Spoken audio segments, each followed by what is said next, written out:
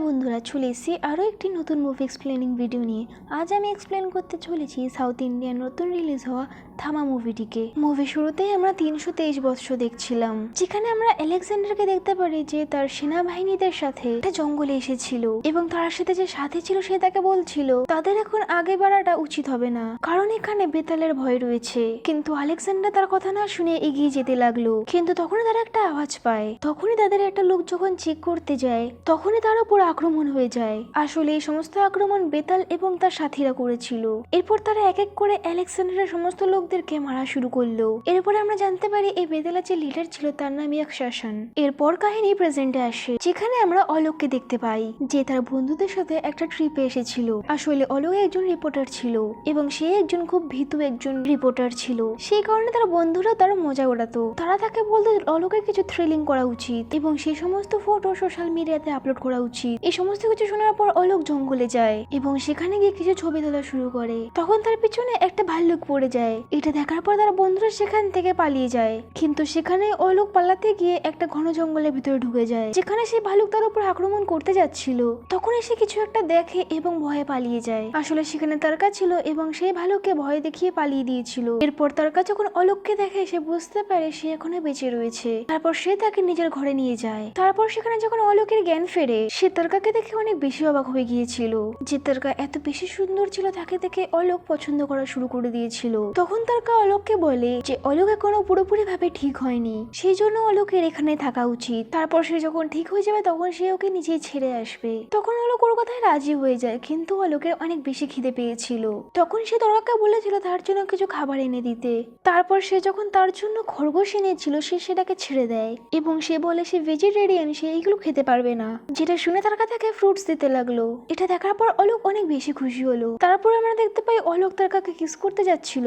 তখনই তারকার বড় বড় দাঁত বেরিয়ে এসেছিল। এটা দেখে আমরা বুঝতে পারি তারকা যা ছিল সে অলোককে কামড়াতে চেয়েছিল, কারণ সে নিজের উপর কন্ট্রোল করেছিল, কারণ কখনো কখনো সেও তাকে ভালোবেসতে লেগেছিল। তারপর আমরা বাকি বেতালকে দেখতে পারি যারা দেবীর পুজো করছিল। সেখানে একটা ভালুকে নিয়ে আসা হয় এবং তার রক্ত দেবীকে অর্পণ করানো হয়েছিল। তারপর সেই ভাল্লুকটাকে ইয়াকশাসনের কাছে নিয়ে যাওয়া হয়েছিল। এটা দেখে ইয়াকশাসন অনেক বেশি রেগে গিয়েছিল এবং সে ভাল্লুককে বাইরে ফেলে দেয় এবং সে বলতে লাগলো সে মানুষ চায়, পশু নয়। এখানেই আমরা জানতে পারি ইয়াকশানকে পাহাড়ে বন্দি করে রাখা হয়েছে, কিন্তু তাকে কেন বন্দি করা হয়েছে সেটা আমরা আগে জানতে পেরে যাব।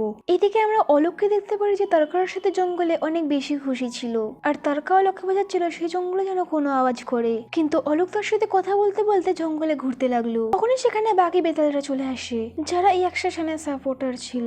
তারপর তারা যখন সেখানে অলোককে দেখতে পায় তখন তারা তাকে ধরে নিয়ে যাওয়ার চেষ্টা করছিল। তখন তারকা তাদেরকে বোঝাচ্ছিল তারা অলোকের সাথে যেন কিছু না করে, কারণ অলোক কিছুই দেখেনি আর সে এখানে কিছুই জানতো না। কিন্তু তারা তার কথা কিছুই শুনেনি এবং অলোকের উপর আক্রমণ করে দেয়, যার কারণে অলোকের আঘাত লেগে যায় এবং সে কিছুই শুনতে পাচ্ছিল না। তারপর তারা অলোককে দেবী মূর্তির কাছে নিয়ে আসে, আর সেখানে যে মেন লিডার ছিল সে বলছিল তারকার এখানে কোনো মানুষকে আনা উচিত হয়নি। তারকা এখানে বলে এ ভুল করে এখানে চলে এসেছিল। এটা শোনার পর কিছু বেতালের মনে হচ্ছিল অলোককে ছেড়ে দেওয়া উচিত, কিন্তু যারা ইয়াকশাসনের সাপোর্টার ছিল তারা বলছিল তাদেরকে অলোককে মেরে ফেলা উচিত। কিন্তু বেতালদের কিছু নিয়ম ছিল যার কারণে তারা কাউকে মারতে পারতো না, তাই জন্য তারা মনে করলো একে কিছুদিনের জন্য ক্যাদ করে রাখা উচিত, আর তারপরে ঠিক করবো কি করা উচিত। তারপর কয়েকটা বেতাল অলোককে বন্দি করার জন্য নিয়ে যাচ্ছিল, কিন্তু যারা ইয়াকশাসনের সাপোর্টার ছিল তারা বললো অলোককে ক্যাদ করা উচিত হবে না। তারা অলোককে সোজা ইয়াকশাসনের গুহায় পাঠিয়ে দেওয়া উচিত, যাতে ইয়াকশাসন তার রক্ত খেতে পারতো, কারণ এত বছর ধরে ইয়াকশাসন কিছুই খায়নি, কারণ তার মানুষেরই রক্ত দরকার ছিল। তারপর অলোক যখন সেই গুহা যায় সে অনেক বেশি ভয় পেয়েছিল। তারপর সেখানে তার ইয়াকশাসনের সাথে দেখা হয়। ইয়াকশাসন বলে তাকে এখানে বন্দি করে রাখা হয়েছে। এটা শোনার পর অলোকের মনে হলো ইয়াকশাসনও তার মতো এখানে বন্দি হয়ে গেছে, কারণ ইয়াকশাসন খুব ভালোভাবে ইংলিশ বলতো। এইটা দেখে ইয়াকশাসনের মনে হচ্ছিল অলোকও তার মতো। এটা দেখে অলোকের মনে হচ্ছিল ইয়াকশাসন তারই মতো, সেজন্য সেই ইয়াকশাসনের সাথে কথা বলতে লেগেছিল। সেটা দেখে ইয়াকশাসন বলে সে অনেক ইংরেজি রক্ত খেয়েছে। এটা শোনার পর অলোকের মনে হয় ইয়াকশাসন হয়তো ক্রান্তিকারী। তারপরে ইয়াকশাসন অলোককে কাছে রাখে। সে যখনই তাকে কামড়াতে যাচ্ছিল তখনই সেখানে তারকা আসে আর অলোককে সেখান থেকে নিয়ে পালিয়ে যাচ্ছিল। সে অলোককে একটা সেফ জায়গায় নিয়ে আসে এবং বলতে থাকে অলোককে এখান থেকে যেতে হবে, আর নয়তো তারা তাকে মেরে ফেলবে। তারপর সে অলোককে একটা পাহাড় থেকে লাফ দিতে বলে, কিন্তু অলোকের মধ্যে এত সাহস ছিল না, সে তারকাকে ছেড়ে যেতে চাইছিল না। সেই কারণে সে তারকাকে বলে তার সাথে যাওয়ার জন্য। তার জবাবে তারকা তাকে জানে সে এর আগে যেতে পারবে না, এটা তাদের রুলস এর খিলাফ ছিল। অলোক বলে সে তার সাথে থাকতে চেয়েছিল। তারকা তার কথায় রাজি হয়ে যায় এবং তারা দুজনে দুজনে মিলে একটা ট্রাকে বসে যায়, যার পরে তারা অলোকের বাড়ি আসতে যাচ্ছিল। অলোক যখন বাড়িতে আসে তখন দেখতে পায় তার মা অনেক বেশি কান্না করছিল, কারণ তাদের মনে হচ্ছিল অলোক হয়তো মারা গিয়েছে। অলোক যখন বাড়ি এসেছিল তখন তার মা তাকে দেখে অনেক বেশি খুশি হয়েছিল, কিন্তু তার বাবার ডাউট ছিল যে অলোক তাদের ছেলে ছিল কিনা। সেজন্য সে অলোকের কাছে অনেকগুলো প্রশ্ন করে, তারপর তার তিলও চেক করে এবং সে বিশ্বাস করে নেয় যে অলোক তাদেরই ছেলে। তখনই অলোক তার ঘরের লোকদেরকে বলে জঙ্গলে একটা ভালু অ্যাটাক করেছিল আর তারকা তাকে বাঁচিয়েছিল। এরপর তারকা নাম শোনার পর তার বাড়ির লোকেরা অনেক বেশি অবাক হয়ে যায়। আসলে এর নাম ছিল তারিকা। তারিকা পাহাড়ে থাকতো আর তার সৎ মা তাকে জোরজবস্তি করে তার বিয়ে কারোর সাথে করে দেওয়ার চেষ্টা করছিল। সেই কারণে অলোক তারিকাকে নিয়ে এখানে চলে এসেছে। যেহেতু তারিকা অলোকের জান বাঁচিয়েছিল তাই অলোকের মা বলে তারিকা এখন থেকে এখানেই থাকবে। কিন্তু এটা শোনার পর অলোকের বাবা একটু খুশি হয়নি, কিন্তু তার মনে হচ্ছিল তারিকা হয়তো অলোককে ফাঁসিয়ে দেবে। সেই কারণে সে তারিকার উপর নজর রাখছিল এবং তিনি দেখে রাত্রিবেলা তারিকা গাছের উপর লাফ দিচ্ছিল। এটা দেখে সে অনেক ভয় পেয়ে যায় এবং তার স্ত্রীকে জানাতে লাগে, কিন্তু তার স্ত্রী এই কথায় বিশ্বাস করলো না। সেখানে অলোকের বাড়িতে সমস্ত কিছু ভেজিটেরিয়ান খাবার ছিল আর তারিকার এই সমস্ত খাবার অভ্যাস ছিল না। সে দেখে বাইরে একটা কুকুর চিল্লাচ্ছিল, তারপর সে তার পাশে চলে যায়। যখন সে তাকে কামড়াতে যাচ্ছিল তখনই সেখানে অলোক চলে আসে এবং তারিকাকে বলতে লাগলো তোমার এই সমস্ত কিছু করতে হবে না। সে জানতো তারিকার খাবার আলাদা ছিল, সেজন্য সে কালকে তার জন্য খাবারের ব্যবস্থা করবে। তারপর সে তারিকাকে এক জায়গায় নিয়ে যায় যেখানে নন ভেজ খাবার পাওয়া যেত, কিন্তু তারিকার রক্ত খাবার ছিল। তারপর সে রেড ওয়াইন দেখতে পায়, তারপর সেটাকে সে পান করে নেয়, যার ফলে তার নেশা হওয়া শুরু হয়ে যায়। তারপর সেখানে সে কিছু ছেলেদের সাথে নাচ করতে লাগছিল। এটা দেখে অলোক সেখান থেকে তাকে নিয়ে চলে আসে এবং তারিকাকে বোঝাচ্ছিল তার সেভাবে এখানে নাচা উচিত হয়নি। এরপর তারিকা কিছু বলতে যাচ্ছিল তার আগে তাদের পিছনে সেই ছেলেগুলো পড়ে যায়, যাদের সেই মুহূর্তে যেভাবেই হোক তারিকাকে প্রয়োজন ছিল। তারপর তারা কথা বলে বলতে লাগলে তারা তাদেরকে বিরক্ত যেন না করে, কিন্তু সেই ছেলেগুলো অলোকের উপর আক্রমণ করে এবং তাকে মারধর শুরু করে। এটা দেখে তারিকা অনেক বেশি রেগে যায়। তারপর সে ফাইনালি বাইরে আসে, যেখানে তার দাঁত এবং ফেস রিয়াকশন দেখে অলোক বুঝতে পেরেছে তারিকা কোনো নর্মাল মানুষ না। তারপর তারিকা সেই সমস্ত ছেলের উপর আক্রমণ করে, তারপর তাদেরকে অনেক বেশি মারধর করে। তারপর যখন সে একটা ছেলেকে কামড়াতে যাচ্ছিল তখন অলোক তাকে গিয়ে আটকায় এবং তাকে বলে সে যেন এরকমটা না করে। তারপরে অলোক তারিকাকে বাড়িতে নিয়ে যায়। তারপর সে তারিকাকে জিজ্ঞাসা করে সে আসলে কে। তারিকা তখন তাকে জানায় সে মানুষ নয়, সে একজন বেতাল। এটা শুনে অলোক অনেক বেশি অবাক হয়ে যায়, কারণ সে এইসব ব্যাপারে কিছুই জানতো না। অলোক বুঝতে পারছিল না যে তারিকা কি তাকেও কামড়াবে এবং তারও রক্ত খাবে। তখন তারিকা তাকে বলে না, সে এরকমটা করে না, কারণ বেতালের এক রুলস রয়েছে, তারা মানুষের রক্ত খেতে পারবে না। এই সমস্ত কিছু শোনার পর অলোক একটু শান্ত হয়ে যায়। তারপর তারিকা তাকে পুরো কাহিনী বলে। আগে তারা তাদের রক্ত খেত যে মানুষগুলো ভালো ছিল না, মানে যারা কোনো বাজে কাজ করতো। একসময় যখন তারা জানতে পেরেছিল 1947 সালে অনেক দাঙ্গা হচ্ছে, তখন তারা সেই দাঙ্গা লোকেদের রক্ত খেতে গেছিল। তখন যারা সেখানে গেছিল তখন তারা দেখে সেখানে অনেক বেশি লোকের লাশ ছিল। এটা দেখার পর তারা অনেক বেশি শকড হয়ে গিয়েছিল যে কিভাবে মানুষ একে অপরের সাথে লড়াই করে এবং খুব বাজেভাবে একে অপরকে মেরে ফেলে, এমন তো কোনো জনরও করতো না। এটা দেখে বেতালরা বুঝতে পেরে গেছিল মানুষের রক্ত অনেক বিষাক্ত। সেই জন্য তারা ডিসাইড করেছিল আজকের পর থেকে তারা কোনো মানুষের রক্ত খাবে না, কারণ ইয়াকশাসান এই রুলসটাকে মানতে মানা করে দিয়েছিল, কারণ সে মানুষের রক্ত খেতে চেয়েছিল। এই কথাগুলো যখন বাকি লোকেরা জানতে পেরেছিল তখন তারা ঠিক করেছিল রাক্ষসানকে বন্দি করে রাখা হবে। রাক্ষসানকে তারা মারতে পারবে না, কারণ সে তাদের পূর্বাজ ছিল। রাক্ষসানের মনে হতো যে তাদের আরো বেতাল বানানো উচিত, সেই কারণে তারা মানুষকে মারছিল যাতে তারা দুনিয়ার উপর রাজ করতে পারতো। কিন্তু বাকি বেতাল এই কথাতে এগ্রি করেনি, সেই কারণে ইয়াকশাসানকে বন্দি করে রাখা হয়েছিল। এরপর তার কাছে যখন সমস্ত কথা অনুপকে বোঝাচ্ছিল তখনই সেখানে ডোরবেল বাজে আর অলোকের বাবা যখন দরজা খুলে তো বাইরে তখন পুলিশ ছিল। যে পুলিশ এসে অনুপকে জিজ্ঞাসাবাদ করে যে তারা একটা রেস্টুরেন্টে গেছিল, সেখানে কিছু ঝগড়া হয়েছিল। অনুপ তখন এখানে না করছিল, তখন তারকা তাকে সমস্ত সত্যি বলে দেয়। তারপর পুলিশ অফিসাররা তারকাকে পুছতাছ করার জন্য একটা রুমে নিয়ে যায়। এখানে আমরা জানতে পারি সেই পুলিশ অফিসারও বেতাল ছিল। সে তারকাকে বলে তার এরকম রুলস ব্রেক করা উচিত হয়নি। আসলে তার কাছে ছেলেদের উপর আক্রমণ করেছিল তাদেরকে ইয়াকশাসানের লোকেরা এসে মেরে ফেলেছিল, সেই জন্য সবার এটা মনে হচ্ছিল তারকা সেদেরকে মেরে দিয়েছে। এরপর পুলিশ অফিসার তারকাকে বলে আবার নিজের দুনিয়াতে ফেরত চলে যেতে, সে এইভাবে এখানে থাকতে পারবে না। এটা শোনার পরও তারকার মনে হয় তার এইভাবে এখানে আসা উচিত হয়নি। সে যদি এইভাবে এখানে থাকতো তাহলে অলোক এবং তার পরিবারের উপর সমস্যা হয়ে দাঁড়াচ্ছে।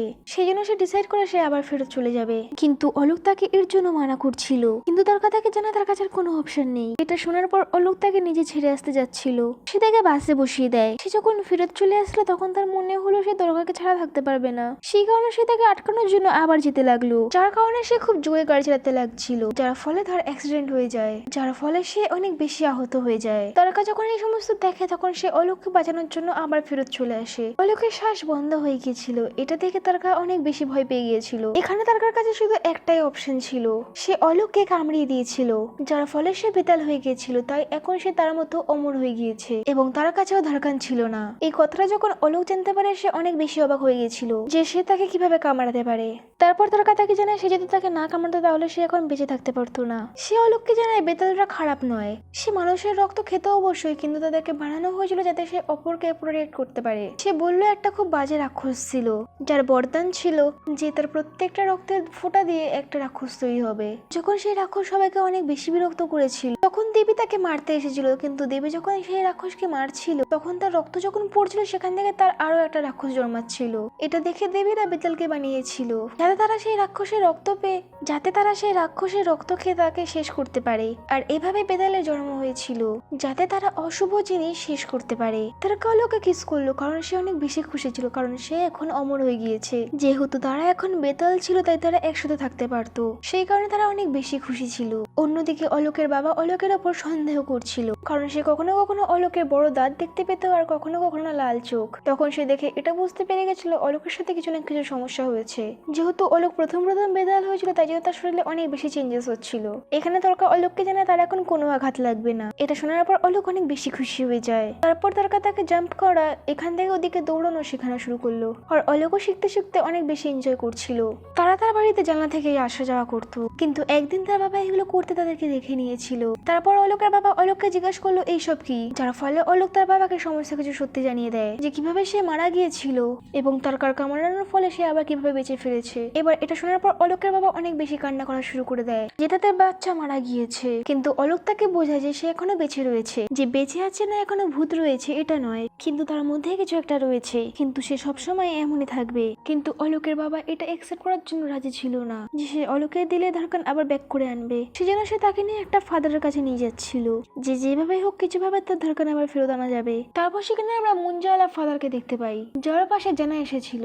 জানা তাকে এসে জানায় যে তার একটা বন্ধু আছে যে ভেরিয়া হয়ে যায়, কিন্তু কিছুদিন আগে তার সালকাটা নামের একটি রাক্ষসের সাথে লড়াই হয়েছিল যার ফলে তার অনেক বেশি আঘাত লেগেছিল, আর তারপর থেকে সে ভালো করে ভেরিয়া হতে পারছে না। এটা শোনার পর ফাদার তাকে বলে যে তার বন্ধু যদি আবার আগের মতো শক্তির দরকার হয় তাহলে তাকে কোনো বেতালের রক্ত খেতে হবে। এটা শোনার পর জানা অনেক বেশি শক্ট হয়ে গেছিল যে এই বেতাল কোথায় পাওয়া যাবে। তখনই সেখানে অলোকের বাবা অলোককে নিয়ে আসে এবং সে ফাদারের কাছে রিকোয়েস্ট করতে লাগলো যে সে অলোককে ঠিক করে দেওয়ার। তারপর ফাদার যখন অলোকের কাহিনী শোনে যে আসলে অলোক বেতাল হয়ে গিয়েছে তখন ফাদার তাকে জানায় যে ডিমের অমলেট হতে পারে কিন্তু অমলেটের ডিম হতে পারে না, সেই কারণে অলোক কখনো আর মানুষ হতে পারবে না। এটা শোনার পর অলোকের বাবা অনেক বেশি দুঃখ পেয়ে যায়। অন্যদিকে অলোক তার বাবাকে বোঝাতে লাগলো সে এই কারণে তারকাকে বিলেম করা বন্ধ করে দিই, কারণ তারকার জন্যই সে বেঁচে রয়েছে, না তো সে মারা যেত এতদিন। তারপর সেখান থেকে যখন তারা চলে যায় সেখানে জানা আবার আসে। তারপর ফাদার জানাকে জানায় যে বেতাল পাওয়া গিয়েছে। তারপর ফাদার যে চেয়ারে বসেছিল সেই চেয়ারের কভার সে জানাকে দেয় যে এই চেয়ারের কভার সে তার বন্ধুকে দিক, যে এটা স্মেল করলে সে বেতাল কোথায় রয়েছে সেটা খুঁজে পেয়ে যাবে।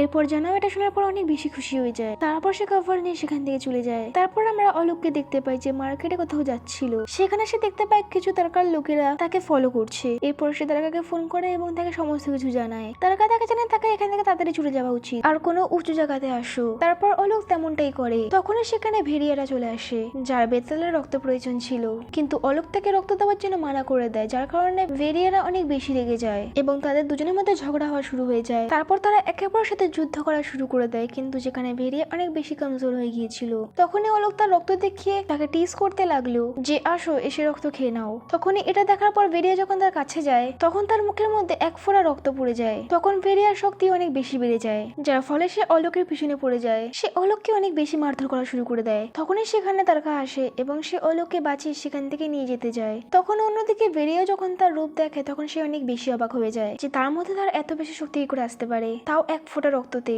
তারপর তারকা অলোককে পিকের কাছে নিয়ে যায়। আসলে সেই পুলিশ অফিসার যে পুছতাছ করার জন্য তারকার কাছে এসেছিল। তারপর যখন সেই পুলিশ অফিসার জানতে পারে তারকা তাকে কামড়েছে তখন সে তারকাকে বকা শুরু করে যে তোমার এমনটা করা উচিত হয়নি, কারণ তারকার জন্য অনেক রকম রুলস ভেঙে গেছে। কারণ সে বলেছিল যেই দিন আসলে ইয়াকশাসনকে যখন ক্যাদ করে রাখা হয়েছিল তখন সে বলেছিল যেই দিন কোনো বেতাল কোনো মানুষকে কামড়াবে তখন সে আজাদ হয়ে যাবে, আর এখন তারকা বেতালকে কামড়ে দিয়েছিল, এখন তারকা অলোককে কামড়ে দিয়েছিল সেই কারণে রাক্ষসান এখন আজাদ হতে যাচ্ছিল, আর রাক্ষসানের আজাদ হওয়া সবার জন্য অনেক ক্ষতিকারক ছিল।